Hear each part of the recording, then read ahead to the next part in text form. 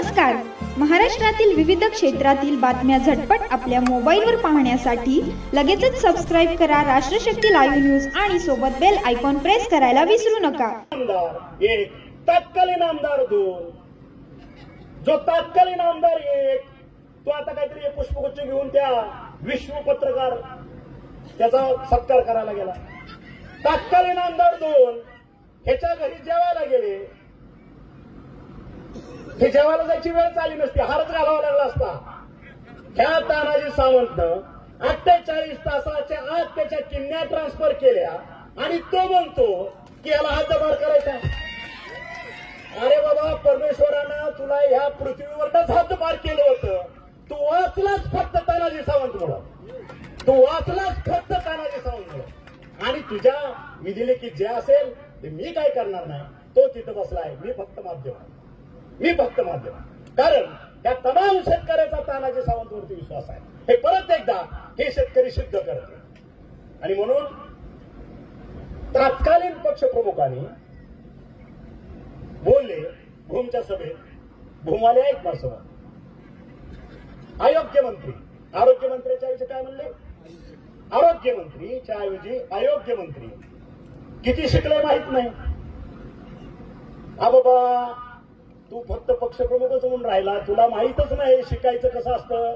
कारण माझ्या लेखी तत्कालीन पक्षप्रमुखाची डिग्री 10वीच्या पुढची नाही. आणि मी काय शिकलोय हे शिवाजी विद्यापीठाला माहित आहे. त्या वेबवर गेलं, तानाजी सावंत टाकलं तर डिग्री येतील. रँकर होता का फेल झालेला होता हेही तुम्हाला कळेल. पुणे विद्यापीठात गेल्यानंतर तानाजी सावंत काय शिकला आणि काय शिकला नाही हे तिथं कळेल.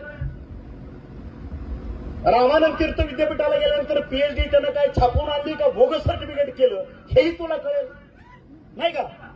डॉक्टरेट पदवी ज्यावेळेस घेतली, मला कोणी आनंद दिली नाही. दिली दर घासली. मी अभ्यास केला, पदव्या मिळवल्या आणि कागदावरच्या पदव्या नाही ठेवल्या. ज्या तानाजी सावंतनं 700 रुपयावरती पगारावरती नोकरी केली 10 वर्ष, त्या तानाजी सावंतनं आज 30,000 लोकांना रोजगार उपलब्ध करून दिलाय. हीच माझ्या शिक्षणाची पावती आहे ना. हीच माझ्या शिक्षणाची पावती आहे. मला वेगळं कुणाच्या सर्टिफिकेटची गरज नाही.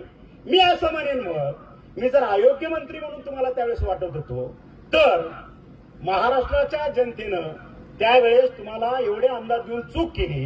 आणि त्यावेळेचे 2019 ते 22 पर्यंतचे मूर्खमंत्री म्हणून तुमची नेमणूक केली. मुख्यमंत्री नाही. मी जर अयोग्य मंत्री असेल तर 2019 ते 22 चुकून बोललो का मी? मूर्खमंत्री कदाचित हेच असू शकतं. कारण मराठवाड्याच्या तोंडाला फक्त पानं पुसायची. त्या ठिकाणी यायचं शिवाजी महाराजांचा इतिहास, अमो सूर्याजी पिसाळ, अरे माझ्या लोकांच्या शेतकऱ्यांच्या पोटाची आग मिटवण्यासाठी तू काय केलं? फक्त बहुनिक बोलायचं, इतिहास काढायचा शिवाजी महाराजांचा, त्याच्यावरती मतं मागायची. 5 वर्ष पुन्हा डुंकुनी बघायचं नाही. तुम्हाला मुख्यमंत्री पद व्हायचं होतं म्हणून तुम्ही काँग्रेस राष्ट्रवादीच्या मांडीला मांडली नाही, त्यांना मांडीवरच घेऊन बसला.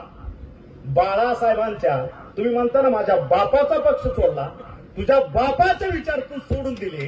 तुझ्या बापाचा सगळा हेतू तू अगदी पायदळी तुडवला आणि तुला सत्तेसाठी, तुझ्या लेकराच्या एकट्या रोजगारासाठी तू त्यांच्या मांडीला लावून बसला.